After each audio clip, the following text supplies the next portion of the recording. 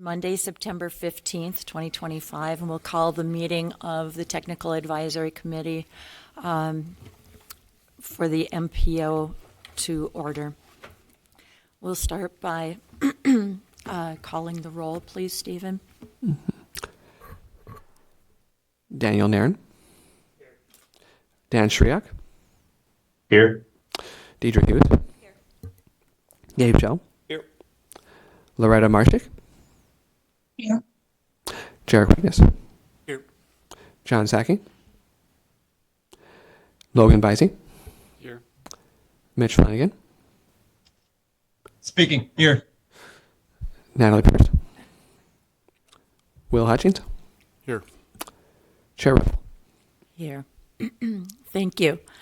At this time, I would give the opportunity to any of our participants online to go ahead and speak up if you would like your attendance at the meeting recorded in the minutes.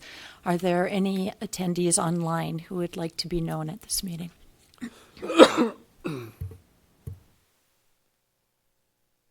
Team, this is Sherijad from Upper Great Plains Transportation Institute. I'm not sure if I should be considered as an attendee or panelist, but yeah, I just want to mention that. All right, no, perfect. Thank you, Sherijad. Is there anybody else that is participating online who would like their name in the minutes as being in attendance at the meeting? Good morning, Kristen Sperry with Federal Highway. Good morning, Kristen. Thank you. Is there anyone else at this time that would like their name recorded on the minutes for this meeting to be in attendance? Okay, hearing none. We will move on to the first item on the agenda, which is public comment. Right now we are offering a public comment opportunity where members of the public can come up and speak on any non-public hearing items on the agenda or on any items on the previous month's agenda. This is also available to anybody who is attending online. This is the first call for comment. Second call for public comment. And third and final call for public comment. Hearing and seeing none, the public comment opportunity is closed. Our first action item on the agenda is the review and possible approval of the minutes from the August 18th, 2025 meeting of the TAC. Are there any additions or corrections to the minutes of August 18th? If not, would there be a motion to approve the minutes as is? This is Deidre. I'll move to approve. Thanks, Deidre. We have a motion to approve. Is there a second? It's Loretta. I'll second it. Thank you, Loretta. We have a first and a second. Roll call, please. Daniel Nairn. Aye. Dan Shriak. Yes. Deidre Hughes. Yes. Gabe Shell. Aye. Loretta Marshik. Yes. Jarek Weakness. Yes. Logan Bisey. Mitch Flanagan. Yes. Will Hutchins. Yes. Chair Ripple.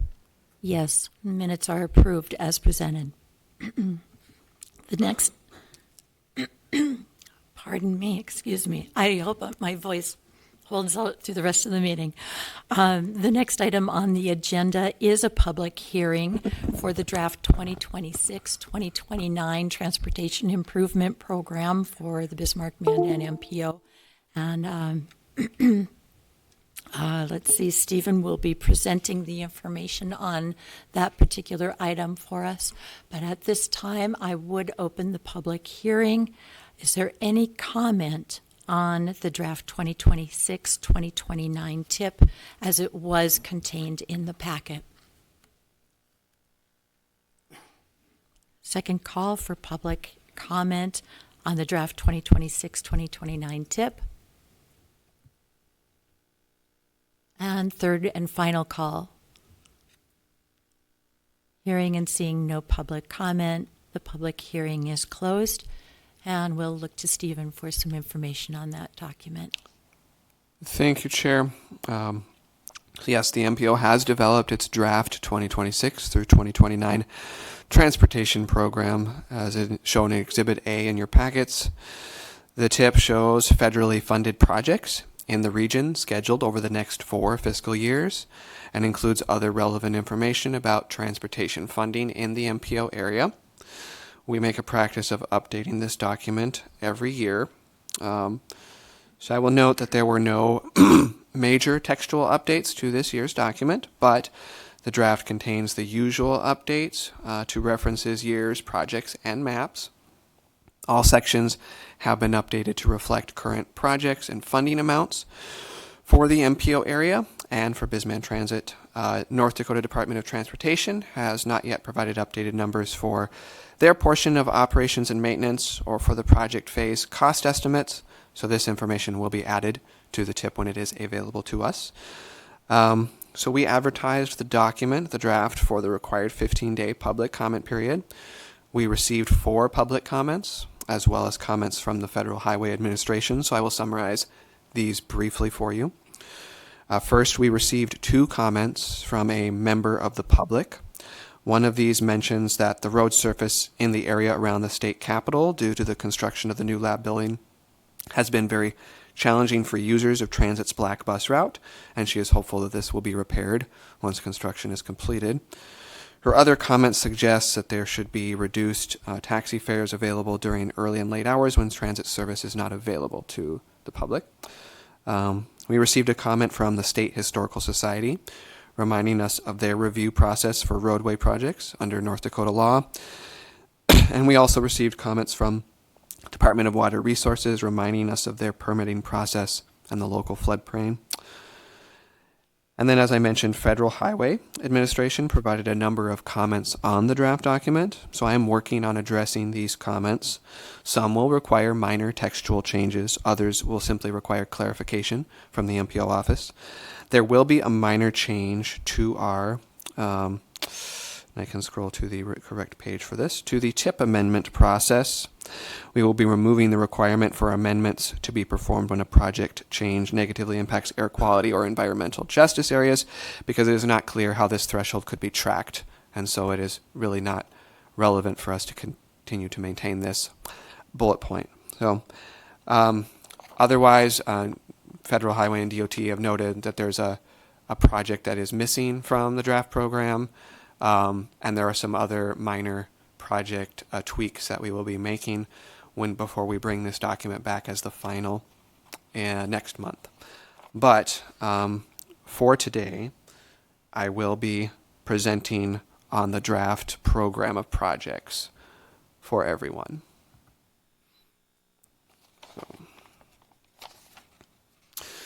And I will note too, none of the changes resulting from other public comments we received will be substantial enough to require an additional public comment period. So we will incorporate all the public comments we have received into the final TIP document and bring it back to the boards for possible adoption in October.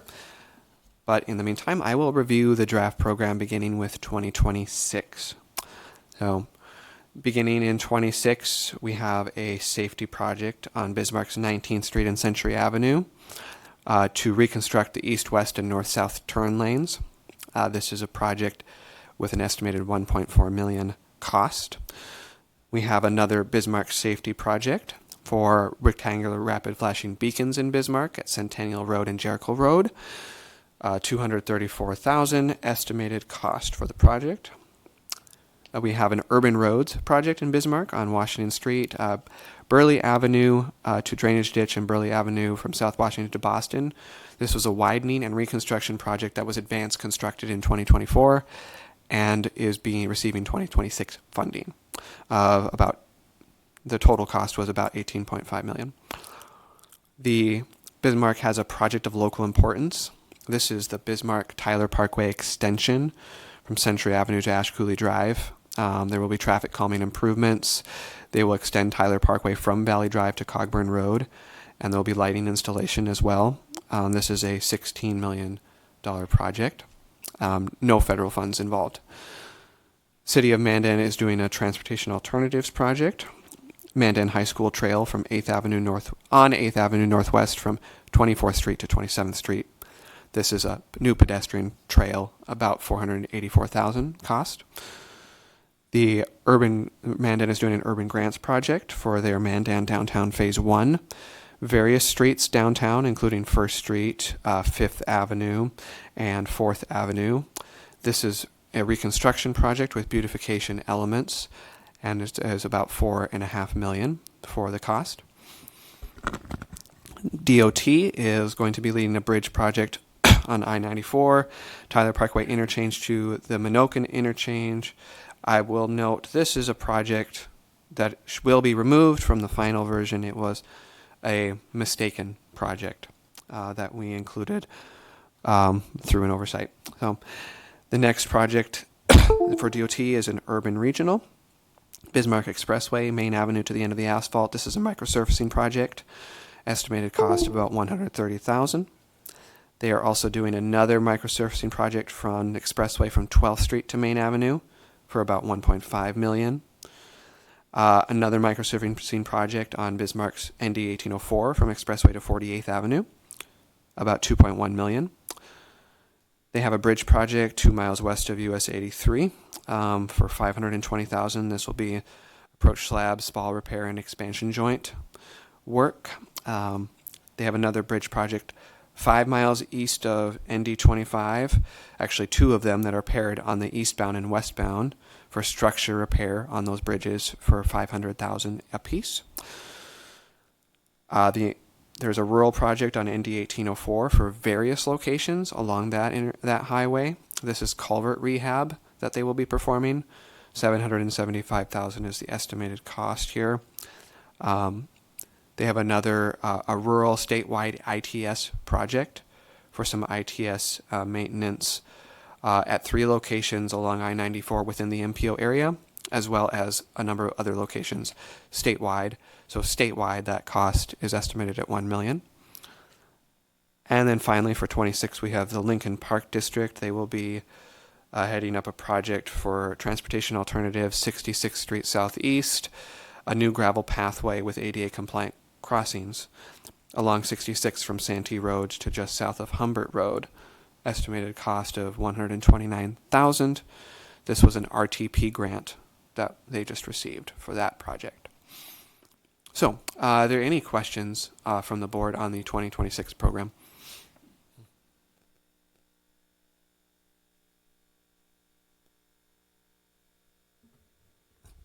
Just a couple of questions. They're all the Bismarck projects that are on the top of the page. The first one and the second one, we have our plans are signed on the shelf and to DOT. We have cost participation maintenance agreements with them, or that'll be on the agenda for our commission to approve at the next meeting. But the numbers for federal aid are just slightly different from what might have been in the tip as we got to our 90% plans, so when we typically lock in that number. So maybe my question for you, Stephen, and maybe it goes to Will also, is at what point does that number, or should that number be reflected in the tip? They represent the cost not to exceed federal dollars. Like I said, one of them went up a little bit, one of them went down a little bit. What do you have on that first project and second project? Actually, for these 2 projects, these numbers are, DOT sent us updated numbers from their draft STIP. So these are the updated federal numbers that they provided to us. If there have since been other additional changes, I guess I would refer to Will if that's something that needs to be reflected. I thought it was on. From time to time, there will be updated numbers that may come out while the draft tip has been released, and then we continue to work on design and engineering work and get a more updated bid number. So there's a high probability that those have just been put on hold until the draft tip has been adopted, and then they'll amend both the tip and the STIP to reflect. When did you get your numbers, Gabe? Do you know when that bid opening was? We haven't opened the bids, but we got the construction or the cost participation construction and maintenance agreements earlier in September, like a week ago. Yeah, those are going to be newer then, yeah. And what project was that again, Gabe? That would be for 26101, the safety project on 19th Street. The very first project. In Century Avenue, as well as 2601.02. The safety project for the rectangular rapid flash beacons. I'll keep an eye on those and alert the appropriate authorities. Thank you. And then my last comment or question in the similar vein, the urban roads program of our Bismarck South Washington Street project, project 26.1.03. We did receive a request from the DOT to fund some of those dollars, that they moved some of their funding presumably into the 25 year. So the 26 amount for that project on Washington Street will not be the $4.5 million noted here. It'll be slightly less than that, or I shouldn't say slightly, $1 million or $2 million less than that. So probably same question then, Will, to you, is just process-wise, if that's something that we approve this here and it just gets updated as those numbers come through and work their way through the system? Yep, correct. And then there's going to be a bunch of projects we might have advanced this year, hoping that the funds would be available. And then if we don't get those funds, then we just put them back into the year that they were originally scheduled to be programmed. Okay. So no changes then, sounds like. We'll fix them once it makes its way through the rest of the process. Okay, thank you.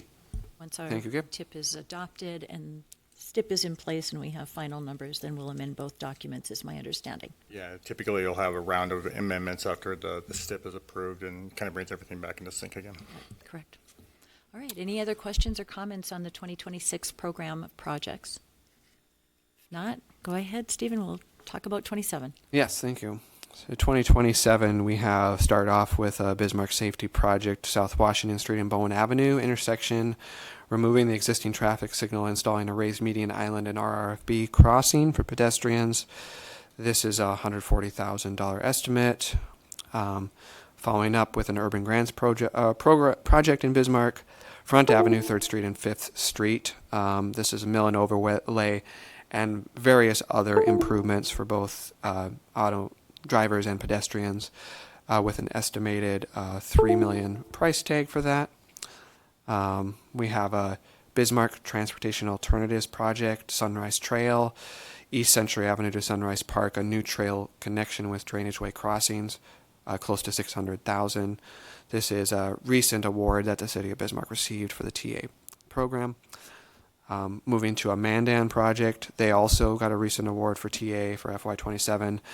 This is a 3rd Street Southeast sidewalk. They're going to install sidewalk from 6th Avenue to 3rd Avenue for about $250,000. Moving into the DOT projects for 27, we have a rural on ND 1806 for a chip seal coat. This is about from I-94 north approximately 10 miles, a $650,000 project that affects parts of the MPO area.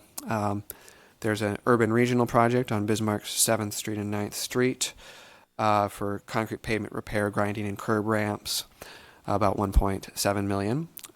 We have another urban regional, Bismarck State Street. Actually, it is tied to the next project. These are both projects. One of them is on State, one of them is on Boulevard Avenue, concrete pavement repair projects. The first one is about $1.5 million. The second one is about $330,000. Lesser extent there. Then we have an urban regional project on Mandan's ND 1806 from 3rd Street Southeast to 19th Street Southeast, mill and overlay, about $2.2 million. We have a bridge project 4 miles west of US 83 for spall repair and incidentals. This is just a $27,000 estimated cost.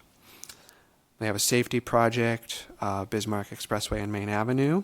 The intersection here will be getting north and southbound right turn lanes and signal and lighting improvements. $934,000 is the estimate. There's an urban regional on 7th and 9th Street, Bismarck, for microsurfacing and pavement marking, and that actually is also, there's some microsurfacing on 9th Street as well. The first project there is $814,000. Second one's about $163,000. We have a bridge project 2 miles east of Mandan, the ramp next to Memorial Highway interchange for structure paint, $175,000. We have a number 3, the next 3 projects are all structure paint, structure item, bridge projects on I-194, 2 on the Memorial Highway interchange, 1 on the Burlington Northern Railroad overhead separation. Costs are in the program there for you. We conclude with several other bridge projects. There are 3 structure repair projects on bridges along the I-94 route. $312,000 is attached to each one of those 3. And then finally, Memorial Bridge between Bismarck and Mandan will be receiving deck overlay, structure paint, and other repairs. This is a $6.5 million project. And yeah, so that is the 27 program as we have it right now. Are there any questions from the board on 27? Any questions, Jarek? Yeah, the one project that is missing that I was expecting to see in 27 was the 8th Avenue Northwest and 27th Street project. You are correct, Jarek. That Urban is roads. indeed one of the projects that DOT and Fed Highway both let us know we missed in our process, and that will be coming back and included in the final draft. So good catch. Yes, Thank you. that is going to be in there. And then I did notice, I don't know if this is program year 25 or something like that, but there isn't the west half of Memorial Highway represented in either of these years. I'm not entirely sure if that's appropriate or The not Memorial appropriate. Highway reconstruction, yes, that has been moved into 25 with the Okay. redistribution. So, yeah, for right now, that is in 25. If that changes, obviously, we will be amending it back into the current tip. Okay, that's all I had. Thank you. Thanks for the questions, Jarek. Any other questions or comments? To your credit, you found one that I had sent you in the list that I didn't mark up. So yeah, it was that I-94 Burlington Northern project. So good catch. All right. Gabe? Maybe just a comment and then a question. So the comment being on 27.1.03, the Transportation Alternatives Sunrise Trail. Says lead agency is Bismarck, and we are definitely the ones receiving the dollars, but that project is being spearheaded by Bismarck Parks and Rec, as most of those, or I shouldn't say, many of those TA projects are Parks and Rec things. So just, I don't think we've maybe clarified that on the tip itself, but just maybe for the record, and someone's wondering what that's about. The other thing is probably just a little typo, project 27.6.15. I think it meant to say bridge, but it says bride. I'm guessing that's not, we're not buying a bride or selling Yep, a bride. yep. I'm not sure exactly. But Yes, that is correct. We will make that correction for the Awesome, thank final. Definitely not a bride project. No. All right, thanks. Any other questions or comments on the 27 projects? Okay. All right, Stephen, 28. All right, moving into 28, we have start with the Bismarck Safety Project, I-94 eastbound ramps, Schaefer Street, Divide Avenue, and Tyler Parkway intersection here. Pavement marking, signage, left turn realignment, signal replacement, an $80,000 project there. And then Bismarck Urban Roads, South 12th Street and Burleigh Avenue, mill and overlay project for $942,000. Then we head into DOT's projects. They have a safety project, Yagan Road and University Drive, and the ND 1804 intersection. This is intersection lighting, $165,000. So that's in Bismarck. And then Urban Regional on Bismarck Expressway from Washington to 26th. These are traffic signals that will be constructed along with the next project on the list, which is Washington Street and Denver Avenue, for a specific traffic signal installation. So those two projects are going together and have a combined price tag of about $6 million. DOT is doing a bridge project, I-94, 2 bridge projects actually, on the 1 mile east of US 83 at the Hay Creek Railroad, westbound and eastbound, about $394,000 apiece for structure paint. And then we actually concluding the 28 program with just a bunch of structure paint projects. We have 4 $328,000 structure paint projects. 2 of them are Collins Avenue overpass, eastbound and westbound. 2 are at the Mandan Avenue and Refinery Road interchange, eastbound and westbound. And then we have, well, actually 4, excuse me. There's 4 of those projects that were separated out there for structure paint. And then final project, also structure paint, 3 miles west of US 83 North, eastbound, $324,000. So yeah, a lot of bridge projects for 28 that we have so far. So any questions or comments on the 28 program? Comments on the 28 projects? Doesn't look like any. Thanks, Stephen. 29. No, that's good. No more bride projects anyway. All right. Then we concluding with 2029. We have our urban regional project in Bismarck, to start this off. 7th and 9th Street, the intersections of 7th and Boulevard and 9th and Boulevard. This will be traffic signal work, and it will be a $1.2 million about project. Another safety project for Bismarck, Lincoln Road, and Yagan Road. This will be the construction of a roundabout, estimated $3 million for that project. Mandan is doing an urban roads project on Old Wood Trail from 40th Avenue to 56th Avenue. This is reconstruction, about $5.7 million. They are also doing an urban regional project, Mandan ND 1806, at the 1806 and 6th Avenue Northeast Railroad underpass. This is for drainage improvements, about $5.7 million. DOT will be doing an urban regional Mandan I-94 business. They have from the west urban limits to ND6, selective grading and widening, a $1.5 million project. They will also be doing a rural project on the I-94 and Mandan side, Junction Old 10 to west urban limits of Mandan, selective grading and widening, $7.1 million estimate. We have a rural project on US 83. This is from 57th Avenue northwest all the way to Wilton, northbound. And also their next project is the same extents but southbound. These are chip seal coat projects, each about $1.3 million. And then we have another rural on ND6 from Junction 21 to Heart River, Mandan, a chip seal coat for $1.6 million. A rural project on ND25 from Junction I-94 north to Junction 48 Center. 1.9 is about the estimated cost for that. And finally, we have a rural project, ND 1806, near Fort Rice, north to the Mandan limits, another chip seal coat for about $1.75 million. And that concludes the 29 program. Are there any questions or comments from the board on 29? Comments on 29? Sure. That first project, 29.1.01, the Urban Regional Signal Replacement Project on 7th Street and 9th Street. I guess typically the lead agency on the urban regional projects would be the DOT, so I'm not sure if that was directed that the city would be leading that one. Looking to you, Stephen, or Will, if you have an answer to that one. No, some of these lead agencies I have to sort of guess depending on what kind of project it is and what's going on with it. So I guess I should make a note that for future urban regional, I assumed that it would just be Bismarck, since it was definitely, it was a Bismarck applied project. But that can be changed in the final.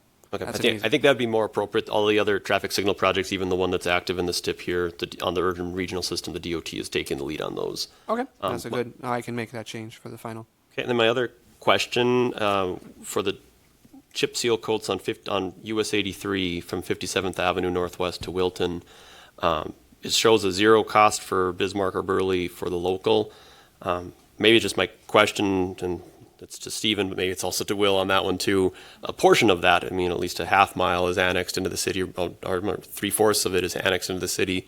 So I don't know if we would be brought in as a local cost share for that mile of improvement or not. I'm just maybe offer that our expectation would be yes, but if for whatever reason, if you're using rural funds and that doesn't bring in the local participations, that's fine with us too, but just offer that as a concept to explore. Okay, thank you. Thanks for your comments, Gabe. Any other comments or questions on the 29 projects? I guess I don't know what selective grading is. I think I might meant to be. Yeah, I guess I'm not 100% sure what the selective grading. I know the widening part, obviously, like if the roadway needs to be widened.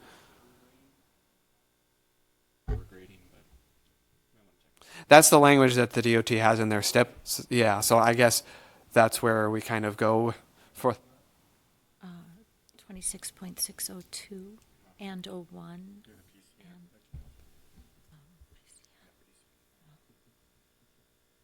Yeah, if DOT is using incorrect terminology here, then maybe might be something to look into. But yeah, that's why we put it in there. Is that's the language we get for what kind of improvements are going to be made. I'm not sure if that just means that they're only going to be grading on certain parts that are necessary. Maybe that's what the selective means. Okay. We can check a little further into that, Logan, and see really what's up with that terminology. So if necessary, it can be changed out. Any other comments on the 29 projects? All right, well, thanks. Well, then in closing, I will do what I typically do for these and give everyone a view of the maps at the end of the document that do show these projects. And I will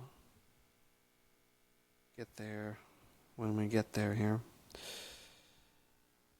Okay, now we kind of need to zoom out a little bit.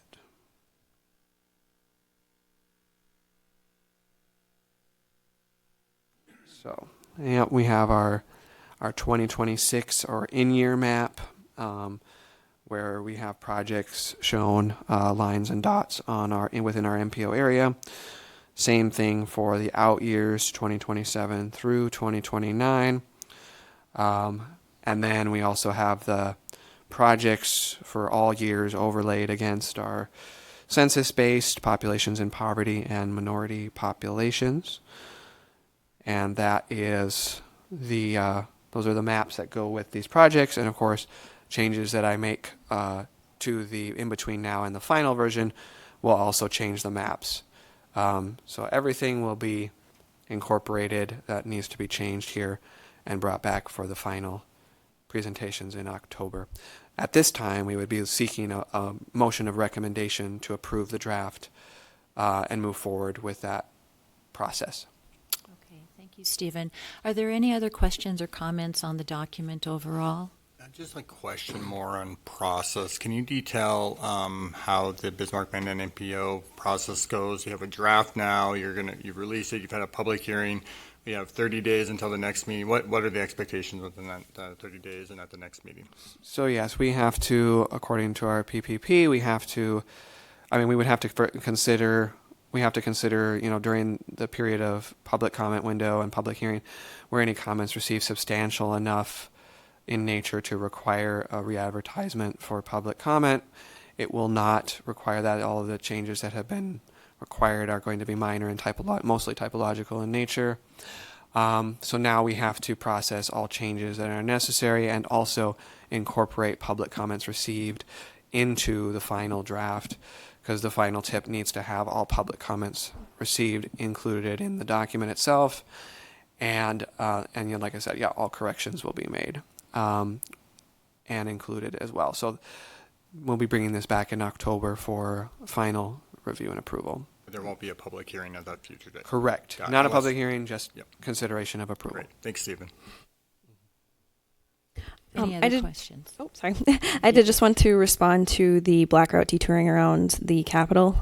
We aren't informed of when work is going to be done, so it's kind of on a day-to-day basis. But the last I heard, we will be detouring around the Capitol through the end of the month, trying to get more information on that. Unfortunately, yes, we're having some riders impacted by that because we're unable to actually enter the Capitol grounds.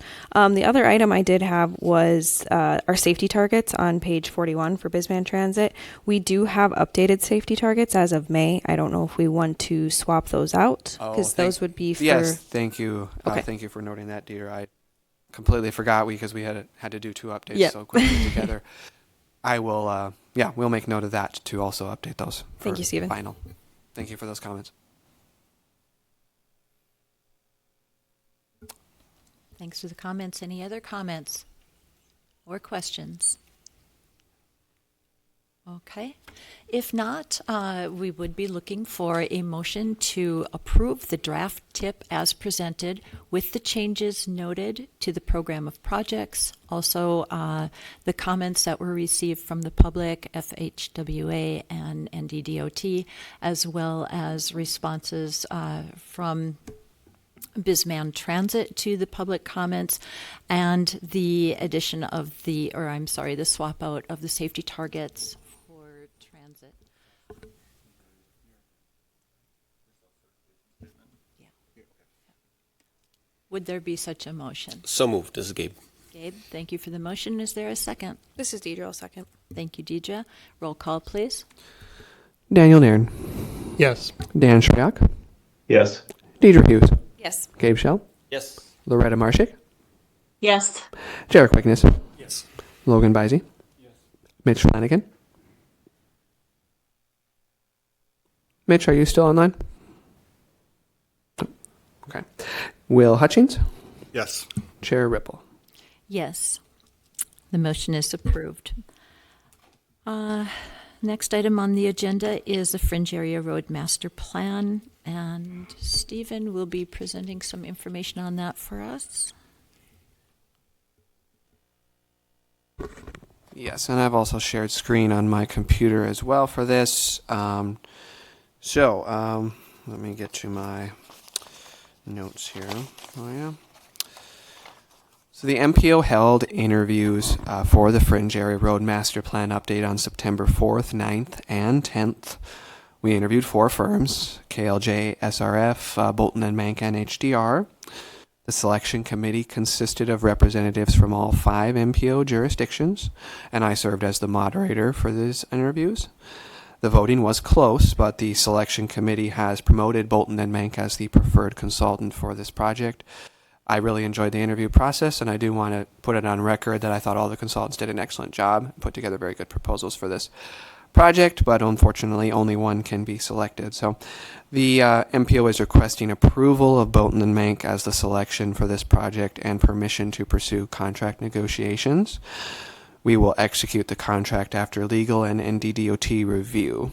So I have provided you on the screen here is a copy of the QBS letter. This is provided for informational purposes. It certifies that we will be complying and have complied with DOT's qualifications-based selection requirements, and a copy will be signed by the policy board chair tomorrow's meeting. So that's just an FYI for everybody. Any comments or questions? Otherwise, we would be seeking a motion to approve Bolton and Mank as I indicated. Thanks, Stephen. Any questions or comments on the selection process regarding the Fringe Area Road Master Plan update? You just got 4 total and you interviewed all 4? That is correct, Will. All right, we would be looking for a motion to approve the selection of Bolton Mank Incorporated for the consultant of choice for this. Is there such a motion?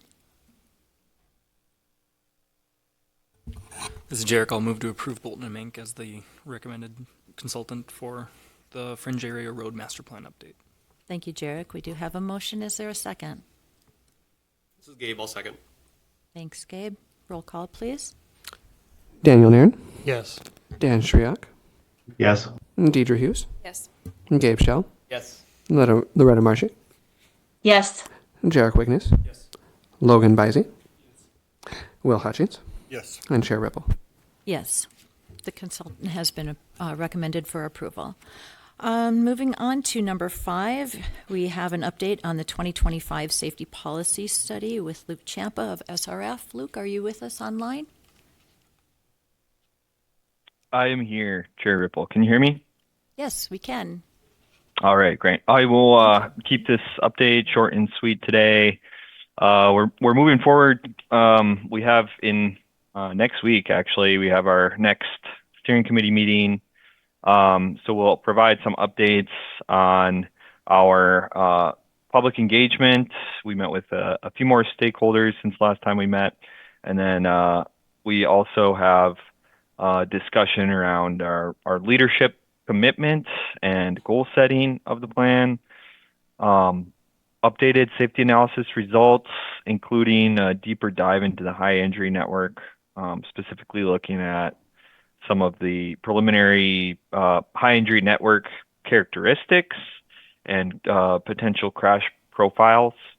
And then I think most of the meeting next week will be in regards to feedback on the countermeasure strategies.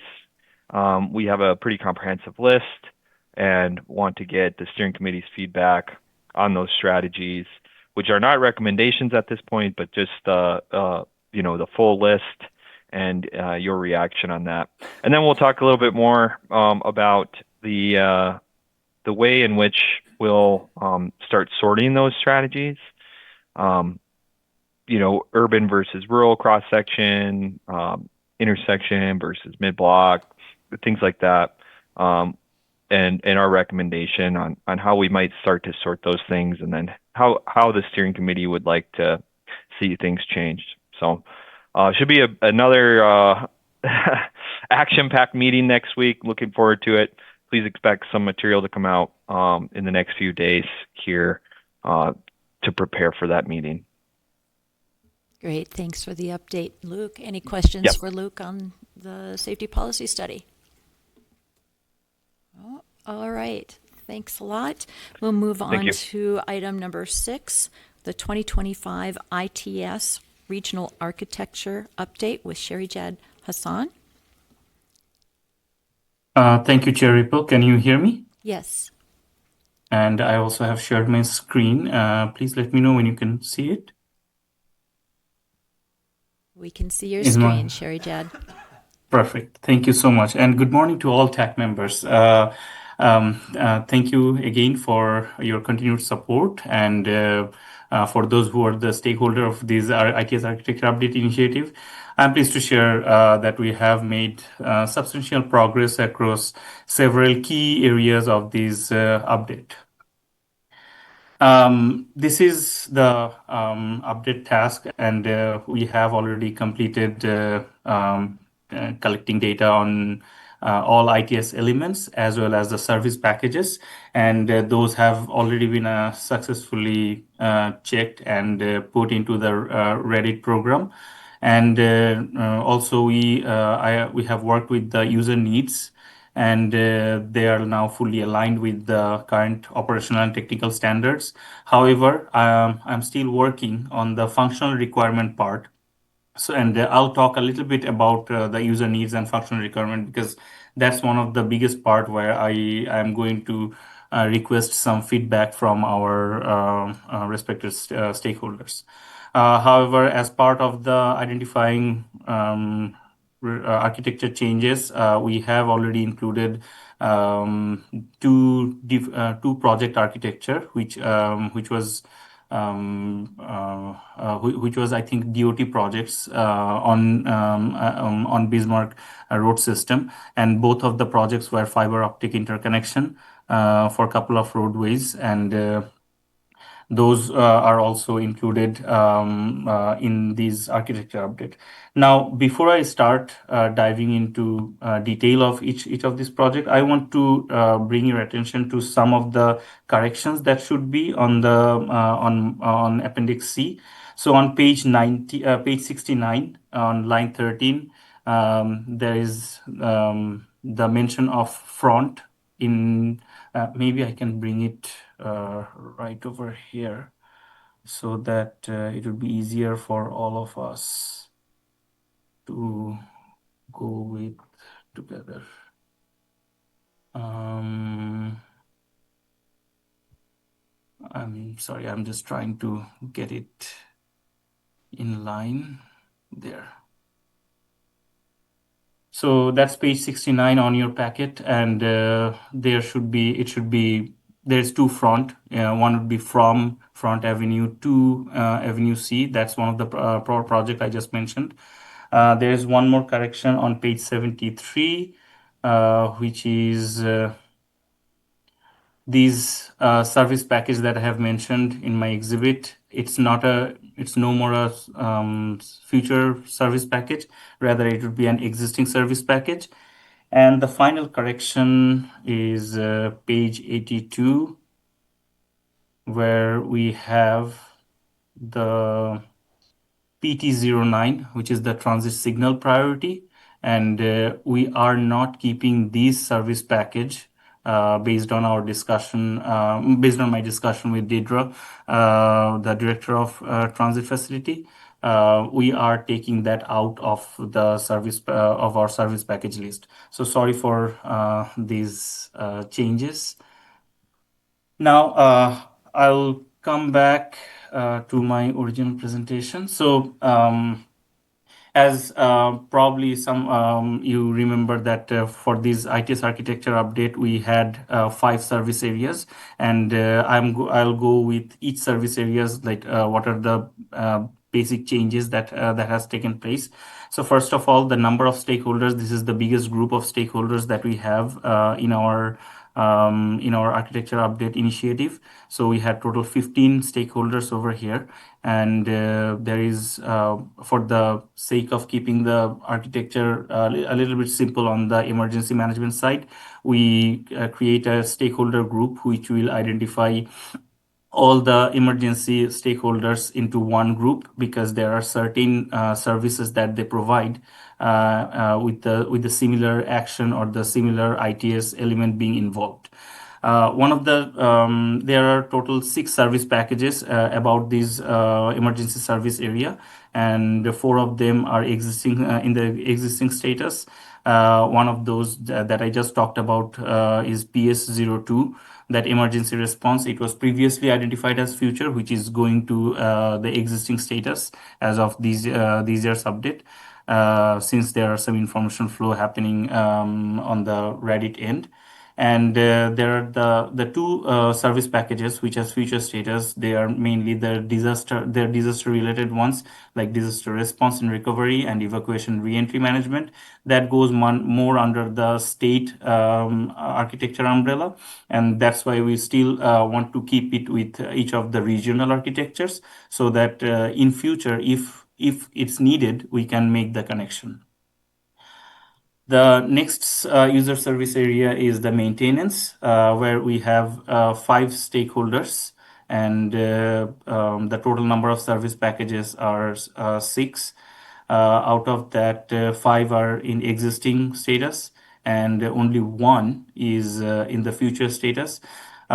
Previously, in my I think in my August update, I mentioned that the MC09, that was a service package for infrastructure protection that we wanted to include based on my discussion with Steve Salvi.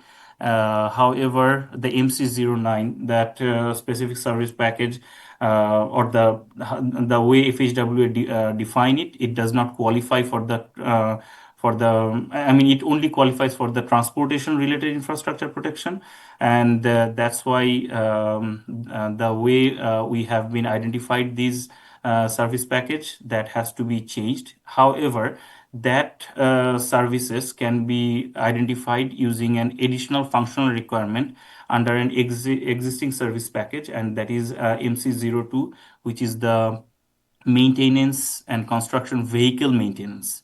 So we will still include Steve's input about these about the changes that's going to come, but we will put it under a planned functional requirement, since it hasn't been deployed yet. And the only one with future status, that's the weather data collection, which is a WX01. I have kept it over there because there are lots of maintenance related ITS elements, especially the maintenance vehicles. They have the capability of using the weather related information for the improvement of transportation services in the region. However, I haven't heard of having them used for specifically in terms of weather, or taking weather information from the vehicles. And this is very normal for the ITS elements. It's not necessary that you will use all the options that you have, but I want to keep it in our architecture update, so that eventually, if there is any new technology that comes in future, we can use these service package to get the connection. The next service area is the traffic service area, which is the smallest, because most of the work is done using by the Bismarck Engineering, the Mandan Engineering Department, and the North Dakota district, the Bismarck district of in North Dakota. NDDOT Bismarck district, and over there we have 8 total service packages, and out of 8, 5 are in existing status, 2 are in plan, and 1 is future. both the planned are related to management system. Actually, all three planned and future ones are related to the management system. So I really appreciate the traffic engineer of Bismarck Engineering. He mentioned when we were talking about the TMO6, which is the traffic information dissemination. He mentioned that ATAC can be a part of these one, and that's how I'm going to keep it for these for this architecture update. And the way we can do some input over there is by creating some dashboards, and that you will see in the report that will come as part of this architecture update. The other two systems, which is the management system, one is the traffic incident management system. We had very not a very detailed discussion about this, but this is something that the stakeholders feel that can be a part of the part of the region in the coming future. However, the idea of regional traffic management is not is something that we'll be looking at the further future. The last service, or the second last service area, is the transit service area. Actually, this is the where we have the least number of stakeholders. It's only the Bismarck-Mandan transit system, and however, it has the most number of service packages. It has total 9, and all 9 service packages are in the existing status. But as I mentioned previously, it was 10, and we have removed the PT09, which is the transit signal priority, or the TSP, and also the PT07, that was one of the service package that was in the planned status in the previous architecture, which we are moving to existing because of the Passio tablet that allows driver to input the passenger counting. Now, about the upcoming coordination that that I'm currently working on is I am preparing a list of user need and functional requirements based on the service packages and stakeholders. I'll be very brief on these one. So the user need that we have identified, that it's always assigned by the service package, and user need is essentially the capability of an ITS system to accomplish a certain certain service or a specific goal or solve a problem. So we have already identified those user needs, and in my as I'm still preparing those documentation, by the end of this month, I'll be done with that, and I'll send a comprehensive report to each of the stakeholders, mentioning which service package they belong to, and based on that, what are the service area or user need, and they just need to go through it and verify that those information are correct. In case they are not correct, they will be given a month of time. So by the end of October, I would be expecting some feedback, and I will be making any changes that should go into the final report. Similar thing is one more aspect is the functional requirement. Now we assign it for every element, every ITS element, and also the stakeholders. So it is essentially your ITS element should have some kind of capability or some kind of services it should complete, and so that it can help the public. Now, those specific functionalities we have already, or we are in the process of identifying those. And again, these will be in the same package with the user need, which will go to the stakeholders.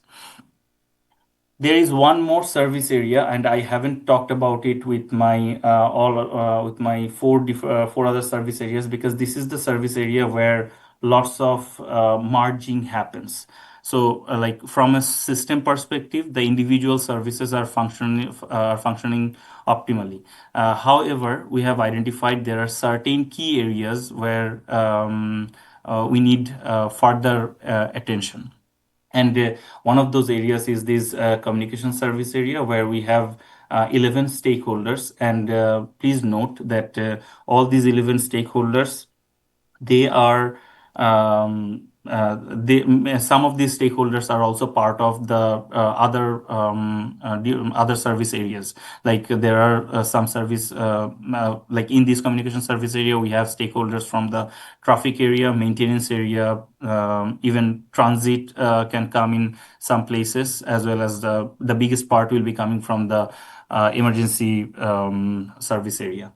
Now, under these, we only have 2 service packages, and it was already in the existing status, and we are just adding one new stakeholder over there, which will be ATAC, because ATAC is already creating some traffic information dissemination system for Bismarck Engineering, so that will be included over there. And with that, I am also going to include some suggestions this time with my final report. So one of the suggestion would be what are the challenges that we have identified as part of these ITS architecture updates. So the first challenges that we have seen is the interagency data exchange. So these challenges are coming from the new network security protocol that has been mandated by the state IT department. And these protocols are designed to enhance the cybersecurity procedure or cybersecurity part of across the agencies, which is a goal that we all of us support. However, implementing those has introduced some procedural overhead for cross-agency data flows. So in practice, this means that our current technology holds the data but restricts the information flow when it comes for interagency sharing. So because information sharing between agencies now requires multiple layers of approval, firewall exceptions, and also compliance checks. While these measures are important for security, they have created some latency and friction in our coordination of workflows. So these ITS update definitely is not suggesting a rollback to these protocols. Instead, we see a great opportunity to collaborate with the state IT department to explore the technical solutions, such as what can be a secure API for sharing the information, or is there any federally recommended access model that we can follow. So these, which can definitely preserve the security as well as enable the smoother interoperability of the among agencies. Now, again, it is not part of these architecture update scope, but as we have identified it within the process of this project, we propose forming a technical working group with a representative from concerned agencies and the state IT team. This group can identify specific challenges or propose architecture level adjustments and develop a roadmap for secure data exchange. The second one that I just included, actually, I was listening to the meeting, and I identified that there are certain TEEP projects, for example, that rapid rectangular flashing beacon, which was 26.01.02, and there was one project for the ITS maintenance, which is 26.6.11. So these kind of projects, I understand that these does not need the check for the systems engineering compliancy, because these are not funded with the Highway Trust Fund, because only for those projects I get to work with the system engineering and update it as part of the architecture. So the NDDOT statewide architecture has a big list of those.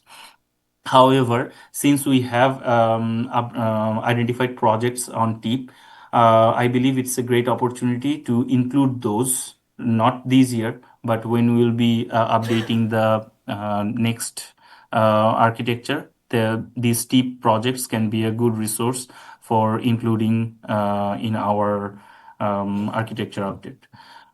That was a long one, but I mean, this is the technical group which probably understands some or most part of these ones. So I really appreciate your listening to me and your continued support and your technical insight. If there is any comment or questions, I'm happy to answer. Thank you, Sherry Jad. That was a really good report, and thank you for addressing the cybersecurity protocols issue. I know that's been an ongoing concern with a lot of our jurisdictions. Are there any questions right now to Sherry Jad regarding the information that he's provided or the update overall? No, other than I appreciated the cybersecurity update as well. I know that that's been something that's been talked about more than one MPO. So. All right. Thank you, Sherry Jed. Thanks, everyone. We'll be moving on to item number 8. It is the TIP administrative modifications presented by Stephen Larson. Did I? I'm sorry. How about we go back to 7 and we'll do the 2025 monitoring report update, also with Stephen Larson. Mm-hmm. We'll just keep you up there for a while, Stephen. Thank you. Yes, very brief again today. Just the MPO and HDR continue to work on the draft monitoring report document. We have made good progress. I expect to receive the first draft of the document this week, and I will begin my review, and we will work on editing and finalization over the next several weeks. So that project continues to be on track and on schedule. And I will move right into, I'll just ask if there are any questions on that. Any questions on the monitoring report update? Okay, short and sweet. Thanks, Stephen. Yep, we can go right into Exhibit E, which is, this month we processed 6 administrative modifications to the 25 through 28 TIP, which is the current one. So last month at DOT's request, we removed 12 projects, 6 from 27 and 6 from 26, into funding year 2025 in case additional 25 funding came available to DOT as part of the August redistribution at the end of the current federal fiscal year. So we received word from DOT that 6 of those projects that were moved from 27 are going back into 27. These include an urban grants project in downtown Bismarck, a microservicing project in Bismarck, 3 concrete pavement repair projects in Bismarck, and 1 mill and overlay in Mandan. The details are included in the program that is part of the exhibit. Obviously we receive word on any of the 26 moves. We will modify accordingly in future drafts. So, any questions? Any questions for Stephen on the TIP administrative modifications? Seeing and hearing none, Stephen. Thank you very much. Okay, we'll go on to item number 9, Big Sky Rail Government Partner Program. I'll just provide a little bit of information regarding that. As you all recall, the Bismarck-Mandan MPO did become Government Partner Program members in the Big Sky Passenger Rail Authority's membership program late last year. This conference that was held by Big Sky Passenger Rail is one of the benefits of being a government partner program. It was part of the conference, the 4th annual conference for the Big Sky Passenger Rail Authority. Just wanted to kind of affirm what we're doing here at the MPO and kind of tie that in with the bigger picture regarding the Big Sky Passenger Rail's Corridor ID program. Of course, they're trying to reinstate the North Coast Hiawatha line. That was the rail line, passenger rail line that ran from Chicago, Illinois, all the way west to Seattle, Washington. That's approximately a 2,300-mile long-distance passenger rail line that's been recommended by the Federal Railroad Administration for restoration in our area. We've been excited about the prospect of the return of passenger rail to our area, and of course, we have kind of an historical perspective on rail running through here, and perhaps looking at having some some station terminals, captured here in the Bismarck-Mandan area. We've provided funding and a work program identification for passenger rail service station siting as part of our 26-27 work program. So we're making some efforts here on the Bismarck-Mandan MPO front. We're kind of wondering, are we doing the right things? How is our timing looking?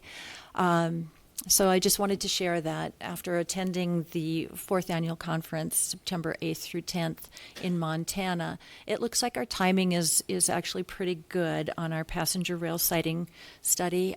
We will be embarking on that mid-2026 and concluding mid-2027. The Big Sky Passenger Rail Authority will be right in the middle of their service development plan for the Corridor ID project. That service development plan is going to be pretty comprehensive and pretty arduous for them. And so they aren't looking at station sightings and locations until probably late 2027. So that aligns really well with our station sighting study. That was encouraging to hear. Also, one of the things that was a resounding note throughout the conference was, yes, the passenger rail stations are important, and yes, we have to plan for them because these things do take time. However, the most important thing is that we need to get a train. The train has to come before the passenger rail station, and this can be a pretty long, drawn-out project. We did have a representative, Ross Knox. He was very instrumental in getting the Mardi Gras line going down in the southern part of the United States. That was a tri-state initiative between the states of Alabama, Mississippi, and Louisiana. The passenger rail line was proposed to run from New Orleans to Mobile, Alabama, and it had Department of Transportation support in both the states of Mississippi and also Louisiana, but Alabama's DOT refrained from supporting the project with funding. And so the city of Mobile had to step up and provide that match portion.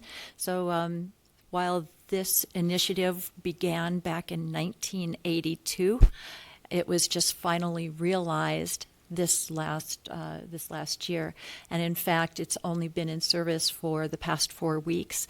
They did report an astounding 10,000 riders being served on this service in 4 weeks' time of operation. So it far exceeded what they had projected. Everybody is very excited and engaged with this particular project. But again, the resounding takeaway from this is we need to make sure that we get passenger rail service. We need to get the train here before we really work on getting the station. He said, really, what you need is you can have an aluminum platform for your station, but you need to have a train coming through. So one item that was also mentioned several times was that we need to be contacting our congressional delegation for the state of North Dakota. We need to make sure that our senators and our representative are aware of the fact that passenger rail restoration is very important to us in this region. You can certainly go on the Big Sky Rail website and get a plethora of information, but they also do have a link there where you can click on it, and within 2 minutes you can send a message to your senators or your state representative and let them know how important passenger rail restoration is to our area. Very quick, very easy, just by going to bigskyrail.org, and they have a nice button right there on the conference page that you can click and be done in just a couple of minutes. So those were kind of the big takeaways, is that we need to keep planning. We're doing the right things. We're moving in the right direction. The note is that we could, feel a little discouraged at times because this does seem to be kind of a 2 steps forward, 1 step back process by all accounts. But the message has been put out there that, you just got to keep plugging away. Hopefully we are not going to be looking at as long of a time frame as the Mardi Gras line experienced, 1982 to today.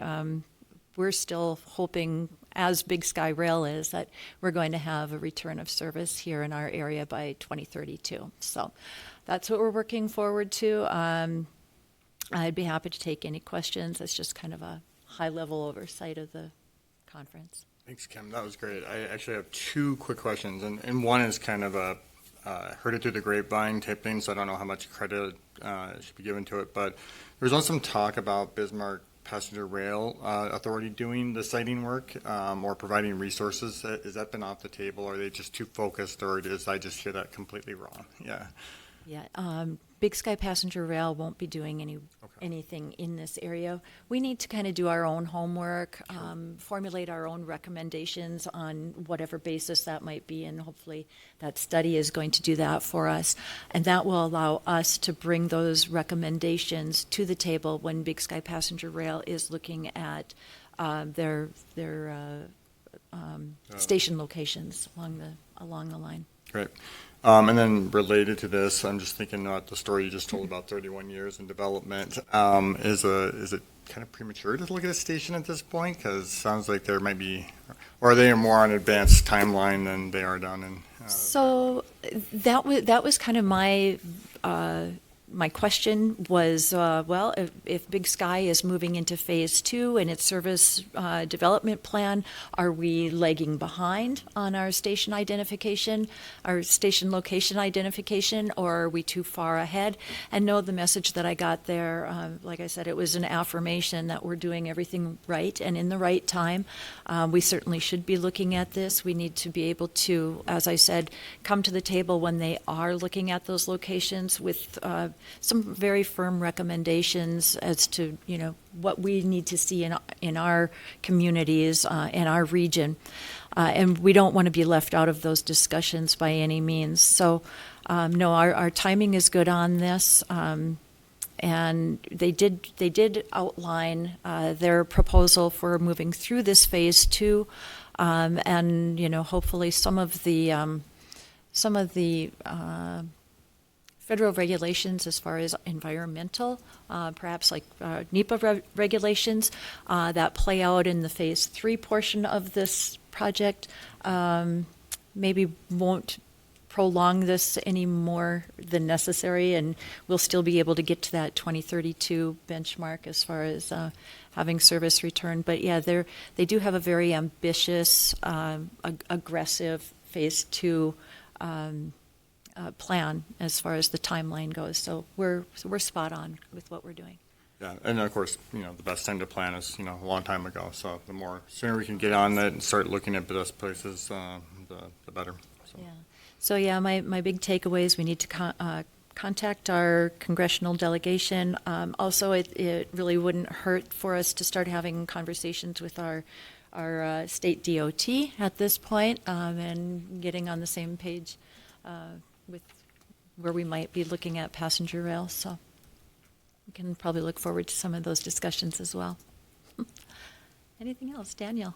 Thank you for the update on this. And I think it sounds like the timing is pretty good. And I think there are obviously things within their service development plan that would impact the decision of where the stations will be located. But on the other hand, are there any ways that might go the other way around, where the station locations may be something they would be useful to know for their service development? I'm thinking in terms of how the train passenger rail will interact with our own local infrastructure. You get off of the train, how do you get to your final destination from that point? And is there anything that those 2 plans would need to be working together to inform each other?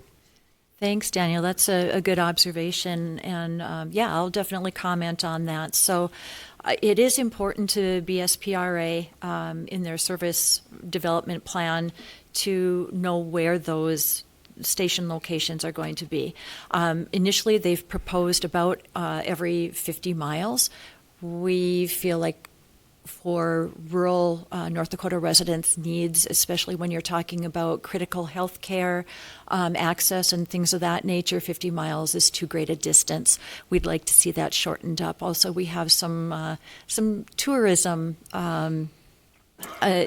options in North Dakota that occur maybe a little bit more frequently than every 50 miles. And so when we start looking at destination packages and things of that nature, we would like to shorten the distance up between the stations a little bit.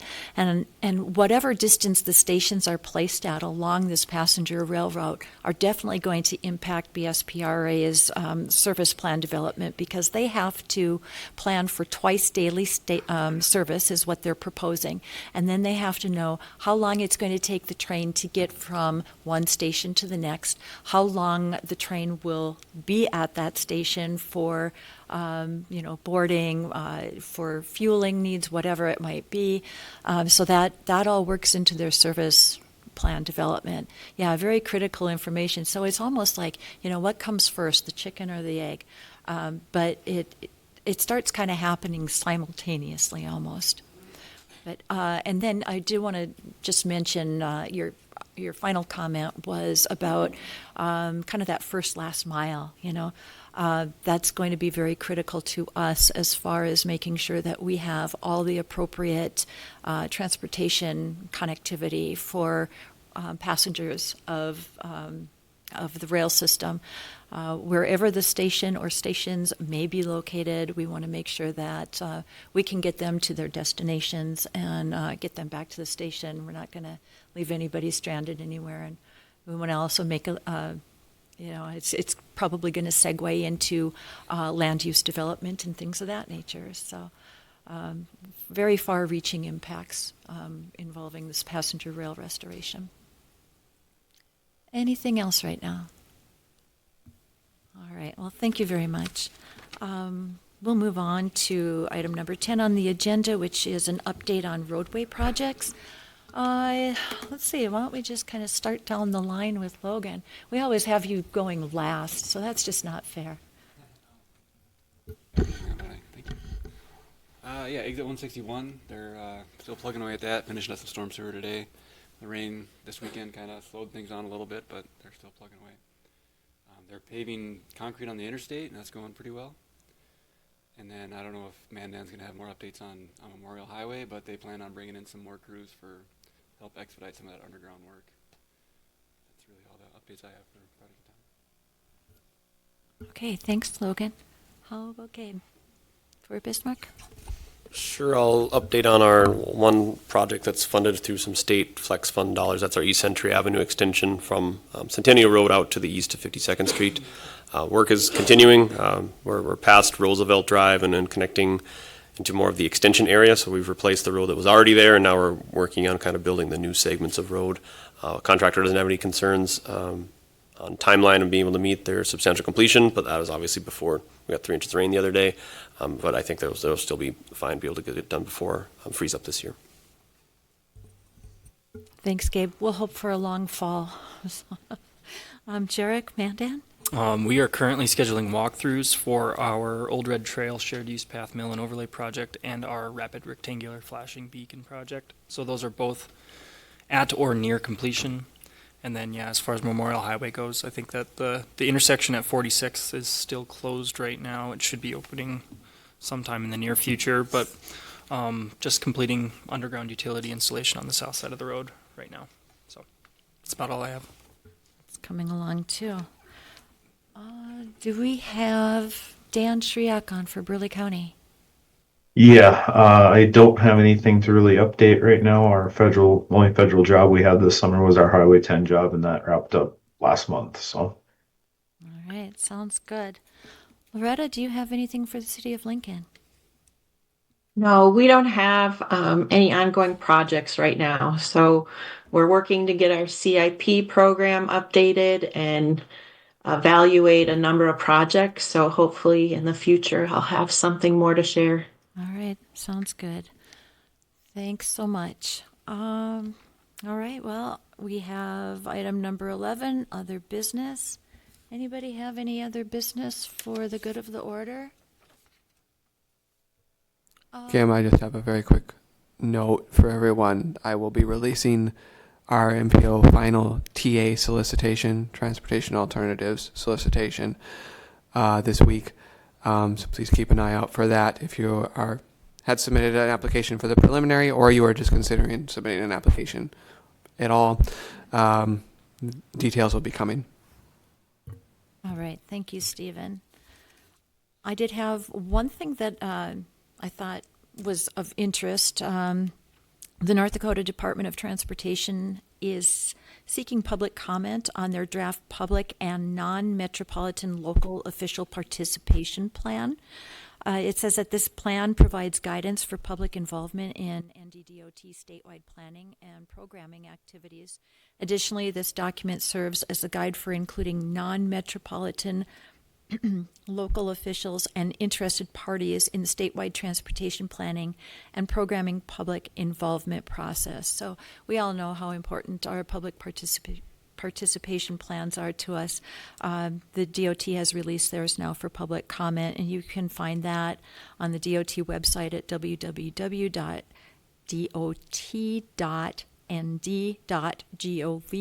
and then click on construction and planning at the top of the page and go to transportation plans and programs, where you will find the draft 2025 public non-metropolitan local government official participation plan link. You can look that over, provide comment if you so desire. We like to help our partners out and things of that nature because they help us as well. Any other business? Gabe? Could you maybe introduce Daniel and his role on the TAC? Goodness, yeah, I'm sorry. I was remiss in. Who is this guy? Yeah. Who is this stranger? Because you're so familiar to us, to a lot of us. I guess didn't think about it, but we do have a new face at the table this morning. It's Daniel Nairn. He is the interim director of the City of Bismarck Community Development Department. He is Ben Areth has spirited off to actually the Grand Forks MPO, and so Daniel Nairn is his replacement and will be our TAC representative for the City of Bismarck Community Development Department. So I'd like to welcome you, Daniel, and offer you the opportunity to just say a few words if you'd like to do that. Sure. Thank you, Kim. And yes, I've worked with many of you and I have for many of years, so I understand. Yes, I'm interim director of community development at Bismarck right now. Ben had left. His last day was actually Friday, so he's now on his way over to Grand Forks. I'm just happy to be here. I'll just be learning as I go, and thank you for all the information Stephen and others provide, and I just appreciate that. Well, thanks, Daniel. And I just want to provide another little nugget of information, because what goes around comes around. Daniel was actually on the technical advisory committee quite a number of years ago as the Morton County planner. So he's not unfamiliar with the Bismarck-Mandan MPO. He actually kind of started here with us as he moved to our community. So welcome back. Thank you. And my very first job was with an MPO in Virginia, but so very near and dear to my heart. All right. Well, thank you. And thank you, Gabe, for reminding me of that. Any other business? All right. Well, with hearing nothing, we will adjourn the meeting. Thank you, everybody.